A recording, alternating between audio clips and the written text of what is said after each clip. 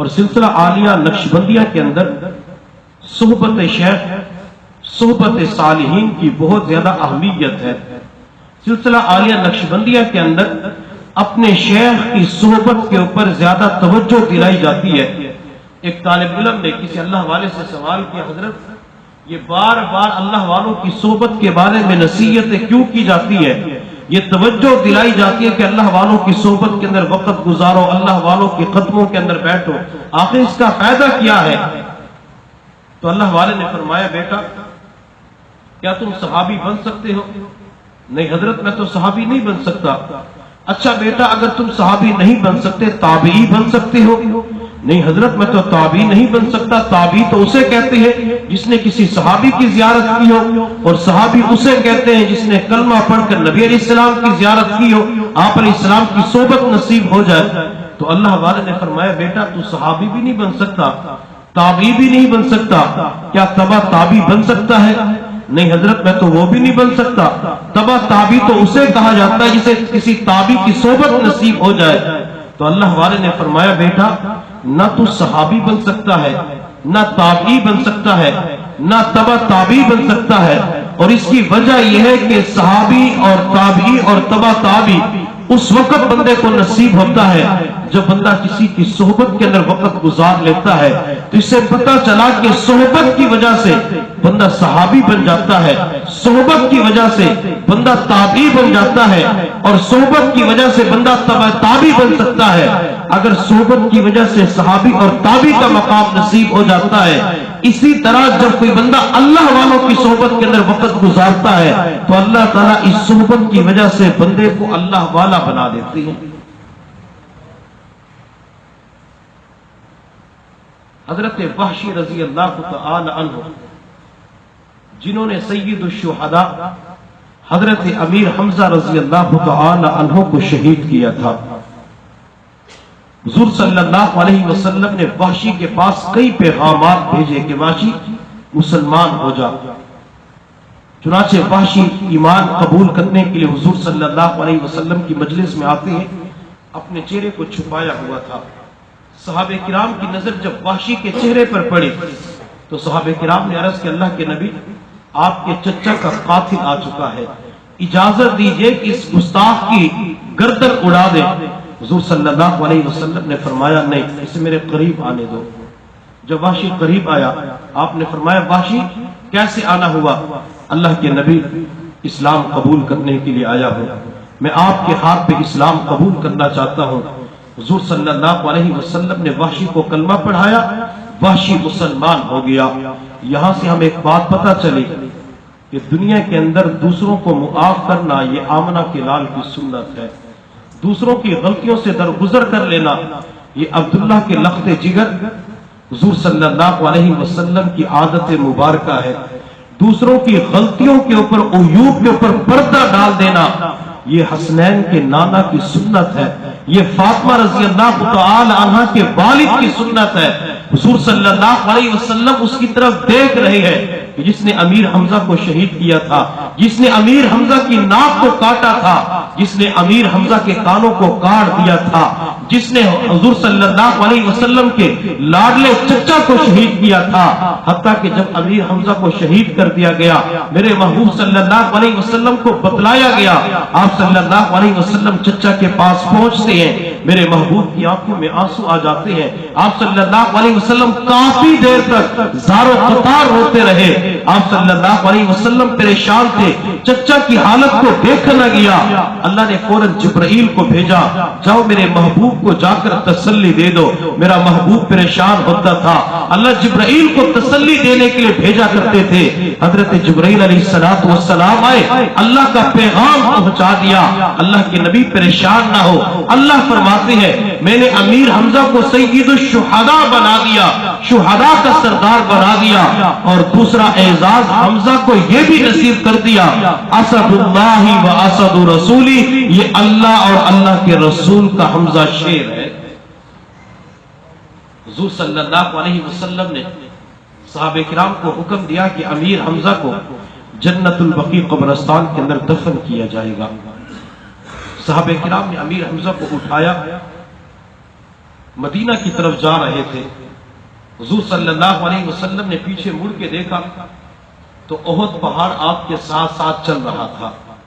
حضور صلی اللہ علیہ وسلم نے احد پہاڑ کی طرف توجہ کر کے فرمایا کہ احد تو ساتھ کیوں چلتا ہے؟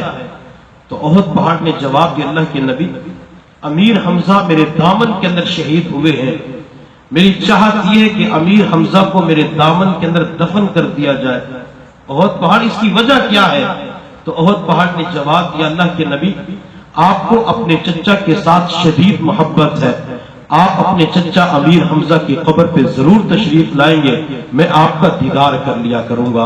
حضور صلی اللہ علیہ وسلم نے جب احد پہاڑ کی محبت کو دیکھا تو آپ صلی اللہ علیہ وسلم نے فرمایا، امیر حمزہ کو جنت البقیع کے اندر دفن نہیں کیا جائے گا بلکہ احد کے دامن کے اندر دفن کیا جائے گا۔ چنانچہ آج بھی سید الشہداء حضرت امیر حمزہ رضی اللہ تعالی عنہ 70 شہداء کے ساتھ احد کے دامن کے اندر آرام فرما رہے ہیں، حتیٰ کہ حضور صلی اللہ علیہ وسلم کو اتنا صدمہ تھا جب آپ تدفین کے بعد مدینہ کے اندر پہنچتے ہیں، مدینہ کے گھروں کے اندر سے رونے کی آوازیں آ رہی تھی۔ اس وقت آپ صلی اللہ علیہ وسلم نے فرمایا، آج میرے چچا کے اوپر کوئی رونے والا نہیں ہے، کاش میرے چچا کے اوپر کوئی رونے والا ہوتا۔ اس وقت نوحہ کرنے کی ممانعت نہیں آئی تھی، آپ صلی اللہ علیہ وسلم اتنے پریشان تو ہوئے تھے، یہ تو فرما رہے تھے کاش میرے چچا کے اوپر بھی کوئی رونے والا ہوتا۔ چونکہ اس وقت مہاجرین کی تعداد غزوہ احد کے موقع پہ تھوڑی تھی، انصار زیادہ تھے۔ تو امیر حمزہ رضی اللہ تعالی عنہ کو جنہوں نے شہید کیا، وحشی، وہ آپ کے پاس آتے ہیں۔ نبی علیہ الصلوۃ والسلام نے یہ نہیں فرمایا کہ وحشی میری مجلس سے تو دفع ہو جا۔ میرے محبوب صلی اللہ علیہ وسلم نے نہیں فرمایا، وحشی تیرے اوپر میں مسجد کے دروازے، اللہ کے گھر کے دروازے بند کر دیتا ہوں، میرے سامنے نہیں آنا۔ میرے محبوب نے نہیں فرمایا۔ آپ صلی اللہ علیہ وسلم نے صحابہ کرام سے نہیں فرمایا کہ دھکے دے کر اسے یہاں سے نکال دیا جائے، اس نے میرے چچا کو شہید کیا تھا۔ آپ صلی اللہ علیہ وسلم نے نہیں فرمایا کہ وحشی کی گردن اڑا دی جائے، اس کے ٹکڑے ٹکڑے کر دیا جائے، نہیں، آپ صلی اللہ علیہ وسلم تو رحمت للعالمین بنا کے بھیجے گئے تھے، آپ تو معاف کرنے والے تھے۔ حضور صلی اللہ علیہ وسلم طائف کے میدان کے اندر پتھر مارنے والوں کو معاف کر دیتے ہیں، احد کے میدان کے اندر آپ کے دندان شہید کرنے والوں کو معاف کر دیتی ہے، اس نے تو پھر آپ کے چچا کو شہید کیا تھا۔ میرے محبوب صلی اللہ علیہ وسلم معافی کو پسند کرتے تھے، آپ نے وحشی کو اسی وقت معاف کر دیا تھا۔